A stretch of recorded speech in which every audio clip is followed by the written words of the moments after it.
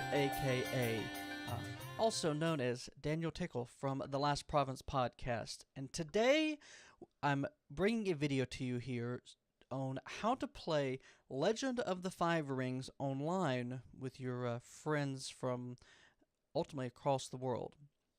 Uh, there's a couple of ways you can end up doing this. We'll get that in a second here. This will be a three-part video.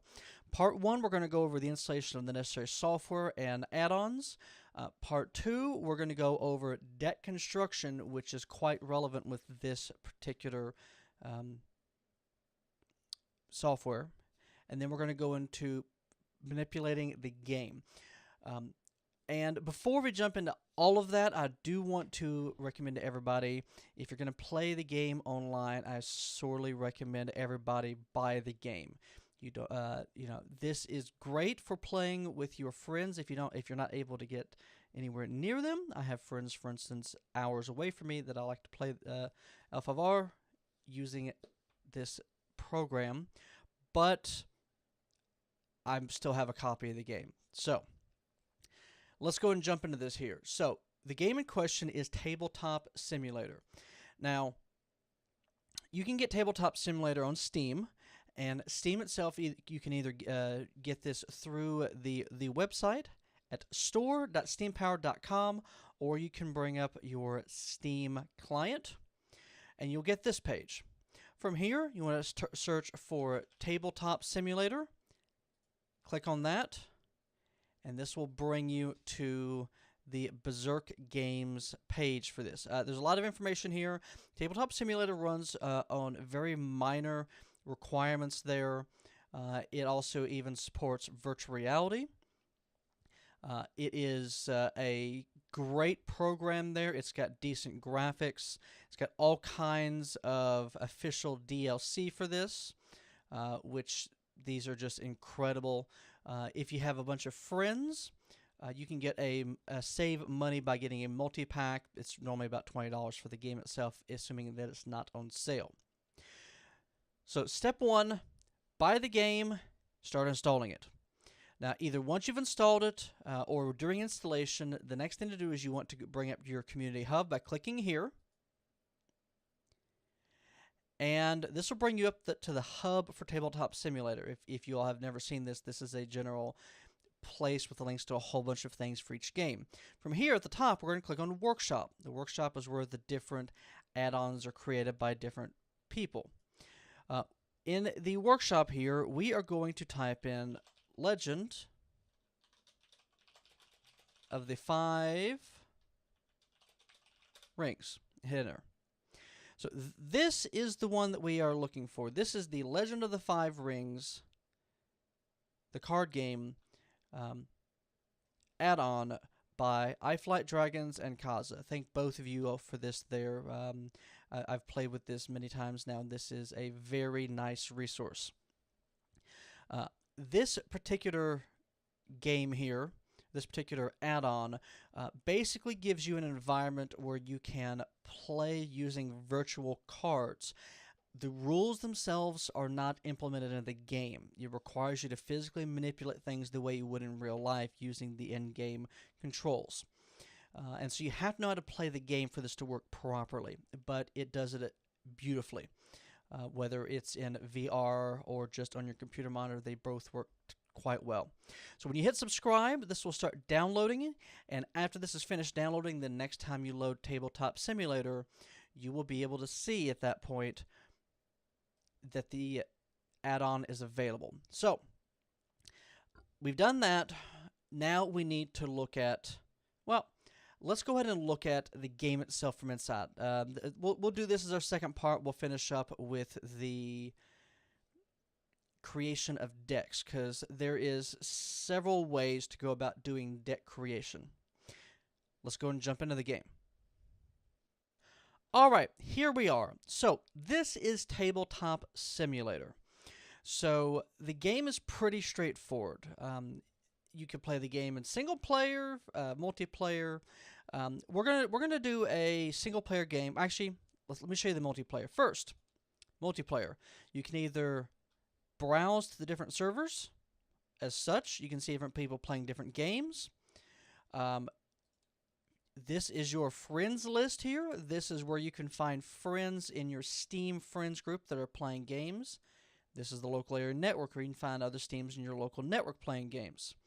You can host a server where you can create a server and have other players play with you there. Hot seat, you can jump back and forth between different players, and direct connect is direct connect. I haven't really ever seen this used, but it's there. Most of the time, from what I've seen, you or one of your friends will host a server and the others will use the server browser to join it. So we're going to host a server. And 1111 blah blah blah. Don't know what the password is. All right. Advanced options. Don't worry about these. Typically, if you need these, the game will show you. Create server. Now, we have different DLCs that you can run, different classic games. We're going to run Legend of the Five Rings. Load it. Okay. Here is now the game. So you see it is a representation of a tabletop. It actually works really, really well. You can pick up things and move them around. You can flip things over, and so forth. On one side, so when you jump in, you either have to will have a couple of options you can select when choosing your color, or you can right-click your name on the upper right here, change color, and I'm going to choose blue. Boom. All right. So it'll show me here on this, and your opponent will typically be on the right. On the left here, we have the different rings. Just like in the physical version. Like so. Interesting. So, claims rings, collect fate. So, it looks like there's been a few updates to the game since I've last looked. Excellent. So, rings, there's that. We have bags of honor and fate. Here are our tokens. What you can do, if you want to set this, you right-click it, you hit state, select the number. It'll just simply change the number there. You can do this whether it is up or down, like so. And the general idea is you set it, you will flip it at a certain time, there it is. Here is to keep track of force totals. The game uses Go stones for honored and dishonored. Actually works quite well. Over here you have buttons to gain fate, gaining honor. You can also randomly discard a card from hand. You can just shuffle your hand up. So this, in turn, excellent, gives everyone 7 fate, brings the rings back, puts on here a fate on any rings that have not been selected. Perfect. So the game, now there are a few things that you need to know here. First off, if you are GMing, you will have access to a button here called Objects. Saved Objects is what you are looking for ultimately. If you use the link that I will recommend, I will show you here in a minute, you can create L5R decks, and you can just simply save them directly. And then if you have permissions to do so, you can simply bring the decks into play. So in this case, I have a deck. As you drag cards on top of each other, they will create stacks. You can either click and drag one off, or you can hold it down to drag the entire stack. Q and E will rotate, and also most of these can be done directly through right-clicking as well. But Q and E can rotate. F flips what you're looking at. Again, you can also do a lot of this here, like so. Down here, you have some grids that are currently set up. So let's say that you're putting this here. So I already flipped that around. This will flip around automatically. Then you can right-click and hit that, or hit R to shuffle it up, like so. And then what down here is your hand. This section here. If it's in your hand, it cannot be seen. So in this stack here, I've got all of my provinces and my strongholds. So I would put my stronghold out here along with my roll, and then I would choose these. So I would say flip that over, put that down, put that above it. That shows that that is that one there. And I flip, flip, flip, and flip. Just like that. Then I can proceed to draw cards off the top, just dragging them over, and they'll line up on the grids correctly. At the beginning of the game, when you want to look at the cards, easiest thing I found to do is to draw it. And you can hold down Alt to see a bigger whatever it is. Hold down Alt, hover your mouse over it. So then I would put that back here. Draw that one. Flip it over. You can also just draw it into your hand this way. And then look at that, we have someone different. You don't want to just flip it over like that, because then they can see. So let's say that we did that. And we have ourselves a new stack. Similarly, you just 1, 2, 3, 4. Look through the cards. If it's what you want, good. If not, you can put this aside. So let's say I don't want that or that. I'll put them over here. Draw 2 more. Drag this back on top. Then reshuffle.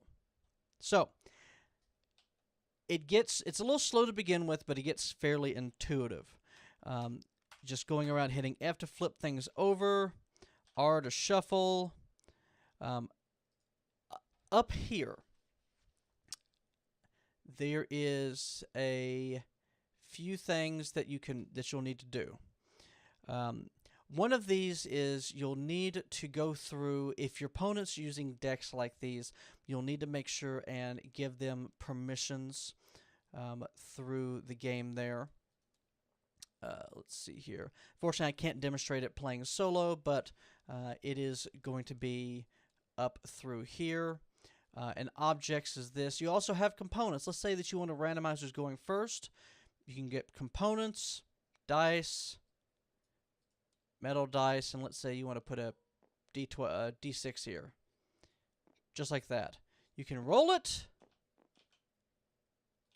or you can hit R and roll it. So even things like that actually work pretty well in Tabletop Simulator. Alright, this is the easy part.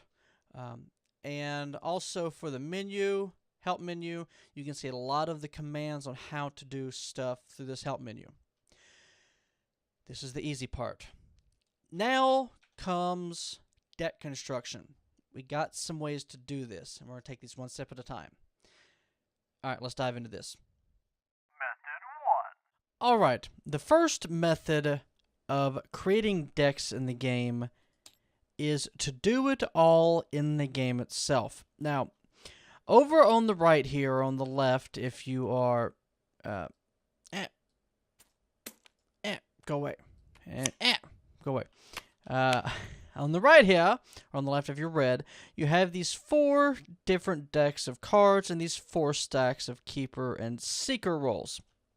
So, I've chosen a random deck off of Card Game DB here, and we're going to build at least partially, and I'll show you how this works. So, first off, we need a Stronghold. So, click on this, drag out a bag. This is the Stronghold cards. From here,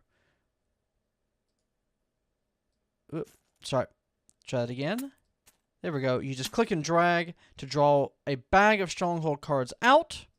Right click, and you can search. Now, same thing, you can hold down R to make it bigger. We're going to grab the City of the Open Hand. There we go. 1 copy of the City of the Open Hand. That can now be deleted. Next, we're going to need a Seeker of Air. So we're going to right click on that and search. And Seeker of Air. Good. Let's go and stack these up together like that. Next, we're going to go ahead and grab the provinces. So, grab the province bag. Alright, that will be Secret Cache. Scorpion. Alright. Scorpion Dynasty. Search. Here's where some keyboard shortcuts come in. So let's see here. 3 Bayushi Liars. So we're going to drag 1. Control-C, Control-V, Control-V. So you just copy and paste. Let's go ahead and change our color to red. Okay. Okay. Alright, so that's where we should be. Good. Alright, so that is the Dynasty side for that. We're going to search for neutral. And we're going to search in here for favorable ground and Imperial Storehouse. All right, so we have the first set here. We've got 40 cards, and 7. So we've got our full set of cards already built here for this deck. Now, right click, and I'm going to go to name. I'm going to name this Stronghold, and let's see here. Stronghold Roll in Provinces. This is going to be my Dynasty deck.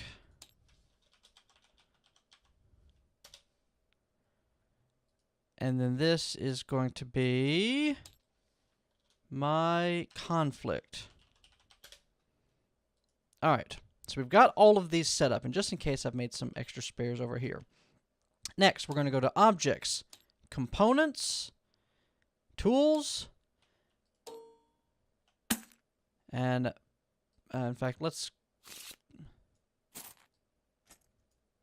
get rid of that there. Yep, it has a tendency to do that. We're going to do that again here. So, bag, bag, bag. So we're going to, so we have the one group in there.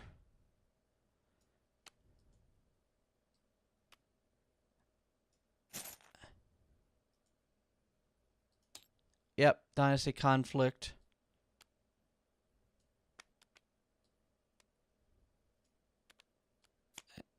And let's get that back in the stack. I'm in the middle of search. There we go. So this bag now, we're going to be calling it Scorpion Ninja.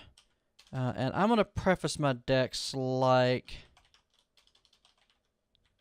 that. Okay, so we have that. Now, let's go ahead and delete that. Delete that. Okay.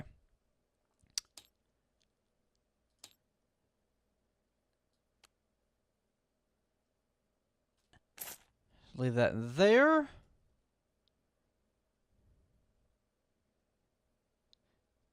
Now we should be able to go through and